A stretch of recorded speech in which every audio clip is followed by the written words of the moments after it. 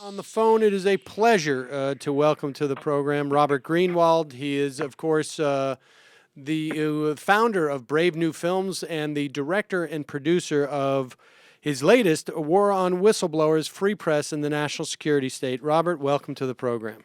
Thank you, Sam. Good to be with you again. Now, Robert, we've talked a lot on this program about this ongoing war on whistleblowers, more specifically with the folks from the NSA over the years who have blown the whistle in various capacities. You cover in this film one of those people, Thomas Drake, who was at the NSA, but you also cover three other folks who have also experienced the same attacks, essentially, that we have seen that have become, in many respects, a hallmark of the Obama administration. Just for a second, give us the sort of the broad perspective on that the Obama administration has taken towards whistleblowers. Well, sadly, what we're seeing is that administrations come and go, but the power and strength of the national security state perseveres. The national security state believes in secrecy. It does everything to increase secrecy.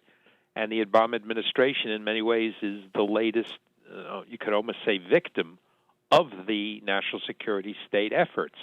And what the film tries to do is, in all our films, whether it's Walmart or Koch brothers or the war films, is connect the dots. And the dots here, not in a conspiracy fashion, but in a very upfront, available fashion, crackdown on whistleblowers, driven by the national security state with all its incredible power, influencing and impacting the Obama administration. And then what we also have in the film, which was sort of a surprise to me, was every single whistleblower told a similar story, which is they tried to work through channels.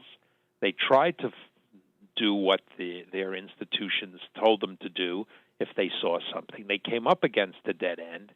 And then they reached out to these amazing investigative reporters who got the attention that the stories deserve.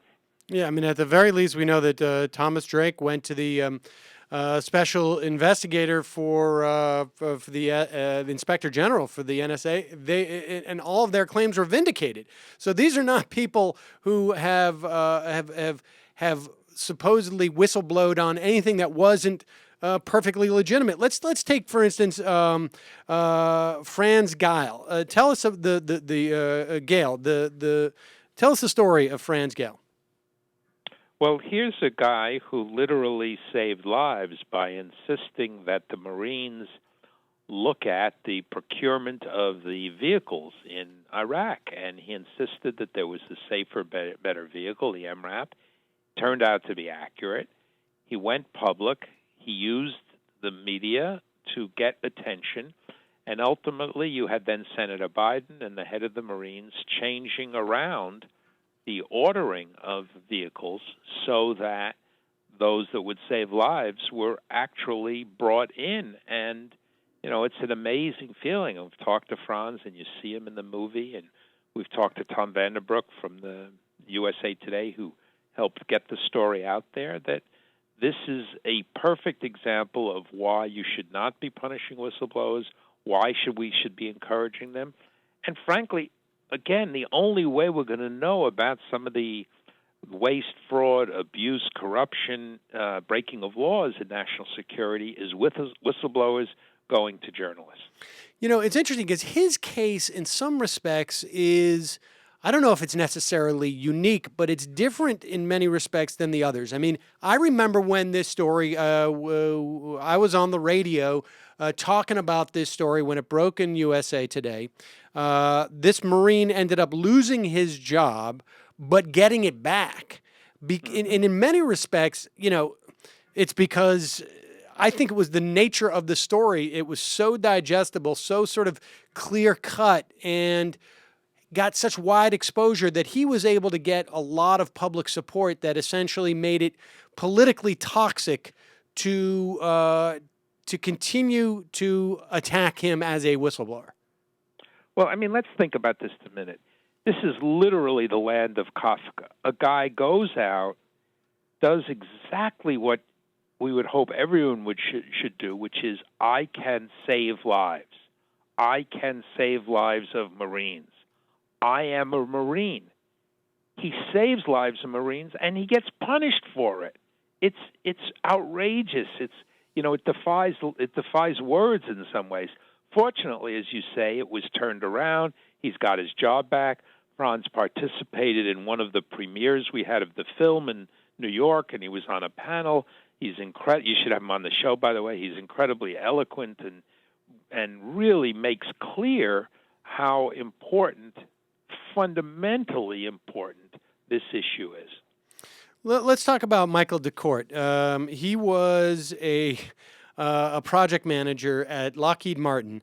They were making ships for the Coast Guard, and they were apparently, tell us the story, because it's sort of amazing, this level of I don't know if it's just incompetence or cost cutting or what, but tell us the story. Well, again, as DeCourt says on 60 Minutes, and we use that clip in the film, the radios that were made to go on ships, where do ships go? Ships go in the water. The radios were not waterproof. I mean, just let's take that in for a minute or two. And Michael, to his credit, spoke up loudly and clearly. And again, you're speaking up against an ideology. I think it's important to understand the larger context. You're speaking up against an ideology around security equals secrecy, which is, of course, wrong. And as we discussed on one of the panels in New York, far, far more lives have been saved by whistleblowers than by trying to keep secrets, literally lives saved. So you have the national security state and its ideology, and then you have the profit motive, as we see over and over again. Large corporations don't want the secrets coming out. They don't want to look bad, and they're choosing profit over patriotism. Yeah, I think this story, we should say, not to put too fine a point on it, but these radios are not in the on the deck of a huge ship that is, inside a cabin. These are literally on, boats that are like big Boston whalers. I mean, there's no way you could contemplate doing this unless it was just, hey, this is a great way for us to save money. And of course, when you expose this, the issue isn't that you're somehow giving some type of material comfort to our enemies in knowing that we don't have waterproof radios. This is really completely about the abuse of the secrecy regime to protect somebody's profit margin. Well, that's exactly right. It's the profit margin. It's keeping secrets, and as Dana Priest, the top flight investigative reporter, says, the national security state is like a self-licking ice cream cone. Its concern is itself. Its concern is how it looks. It's a concern both about keeping secrets and, as everybody will know, and as everyone's had an experience with a middle-level bureaucrat of some kind who's much more interested in looking good than doing the right thing. Right. Or following some strange rule that doesn't make any sense. It's interesting because, and this is also, this dynamic is also, I think, really at the heart of what happened to Thomas Drake and those other whistleblowers at the NSA. There was a system in place prior to 9/11 that could have easily functioned. They believe may have been able to put the pieces together in terms of those perpetrators of the terrorist attacks. It was thrown out and junked for a far more expensive boondoggle that was privately contracted. And the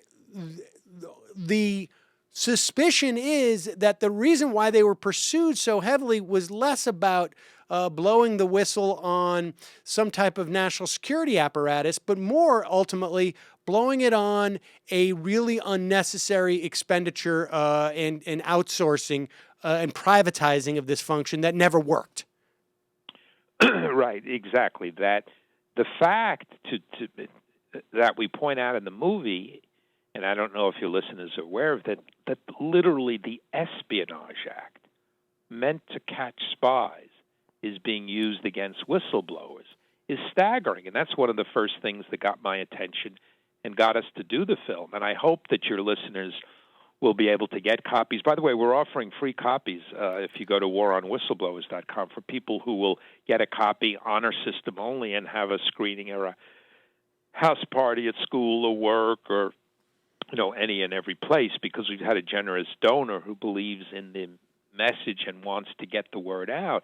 And people see the film and they come away saying, I can't, it's hard to quite believe that, again, this administration that so many people work for and believe in is using the horrific Espionage Act against people who are truly, truly patriots in the best sense. I mean, as again, you see in the film, they're sacrificing careers, they're sacrificing family comfort, they're sacrificing financial safety.